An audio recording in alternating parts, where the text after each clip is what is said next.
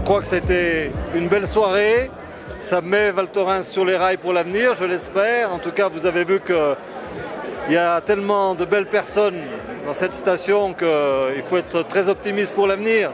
Il faut des gens fous, mais concrets. C'est-à-dire qui savent que ça peut se faire, que ça peut se réaliser. Si c'était aujourd'hui avec les trouillards qu'on a et les gens lobotomisés, bon, on aurait de la peine à essayer de faire quelque chose. Mais je pense que c'est grâce à tous ceux qui ont osé y croire, envers et contre tout, qu'on y est arrivé. Alors d'abord, la période la plus chargée, c'était la période avant les téléskis, avant le bungalow. C'est les 3 années de 69, 70, 71, où il a fallu mettre en place les plans généraux de Val Thorens, du futur Val Thorens. Et ça nous a donc beaucoup occupés jusqu'au 18 décembre 1971, où nous avons ouvert les premiers téléskis de Val Thorens en présence de Joseph Fontanet, qui était venu inaugurer avec nous ces premiers téléskis. On a pleuré à Val Thorens, souvent, parce qu'on n'imaginait pas du tout ça. À un certain moment, on a dit, est-ce qu'on ne va pas fermer le parapluie et puis retourner ailleurs? Parce que c'était très très difficile. Heureusement, les banquiers ont suivi. Heureusement, il y a eu aussi des politiques comme Joseph Fontanet qui avait lancé l'opération Nicolas Jay, c'était des visionnaires. Georges Cumin qui nous a fait confiance énormément pour la gestion, pour faire avancer la machine. Et à partir de là, on s'est tous retrouvés. Et les idées de chacun, en les mettant dans un pot commun, on a avancé. On a des traditions, on a de la fierté, on a une histoire, et en même temps on ne s'endort jamais. On fait la trace, on avance. Et cette cérémonie, elle était très émouvante parce qu'il y avait Pierre Josserand, parce qu'il y avait les sœurs Guatchel, parce qu'il y avait tous ces visages qui ont créé la station. Il faut se souvenir quand même, au début, personne n'y croyait, personne. Et puis, il y a tout l'avenir. La nouvelle génération, Adrien, notre champion, Frédéric, Arnaud, qui fait un job extraordinaire comme médecin, la famille Gorini, tous ceux qui portent et qui sont l'âme de nos stations. Moi, il y a une seule chose que je leur ai dit. C'est laissez pas les fonds de pension, laissez pas les spéculateurs, laissez pas les groupes financiers mettre la main. Parce que dans les années 70, ils n'étaient pas là. Et que si on veut garder l'âme de nos vallées, l'âme de nos stations, l'âme de la montagne française, il faut qu'elle soit faite par des hommes et des femmes de chez nous. On a oublié qu'au début, cette station a connu des moments très difficiles parce que c'était sacrément gonflé de faire ce pari ici au fond de la vallée des Bellevilles.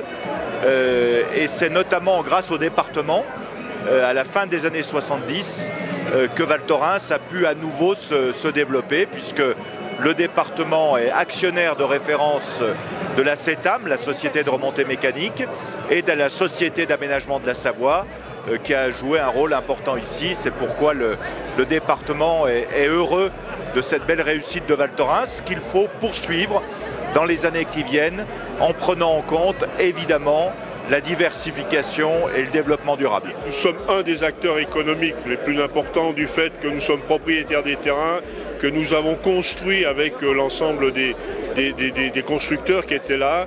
Et puis, bien entendu, cela a été dit, Jacques François, directeur de la SAS, qui a eu l'idée du premier centre sportif, dit centre Barthès. Et puis des directeurs successifs, François Busson, des chargés d'opération comme Michel Héranger qui est là ce soir. Toute une histoire qui fait que la SAS est ancrée à Val Thorens, a été aussi avec cela promoteur dans de nombreuses stations, des idées de Val Thorens, de ce travail qui était fait, de ces innovations qu'il y a eu à Val Thorens, tant dans les remontées mécaniques, puisque nous étions associés à la construction des remontées mécaniques, que dans le développement de l'urbanisme, de l'architecture en montagne, et nous en sommes particulièrement fiers. Moi, je retiens les plus belles années de ma vie d'après-ski avec des enfants. Apprendre le ski à des enfants de 3 ans, avoir des colonies de vacances d'enfants qui n'avaient pas d'argent évidemment, puisque c'était les Tarterets, Mantes-la-Jolie, vous voyez, on me donnait les classes de neige costauds, hein, et ils arrivaient, ils commençaient à faire les cacous, je m'expliquais avec eux, et quand ils partaient, ils pleuraient, et moi aussi. Et c'est les plus belles années c'est celle qu'on peut donner aux jeunes. Et moi je dis que tout le monde est récupérable dans la mesure où il y a une volonté d'essayer de le faire. 50 ans après, j'ai l'impression que c'était hier, notre démarrage, donc ça passait très vite, comme on dit toujours dans ces cas-là.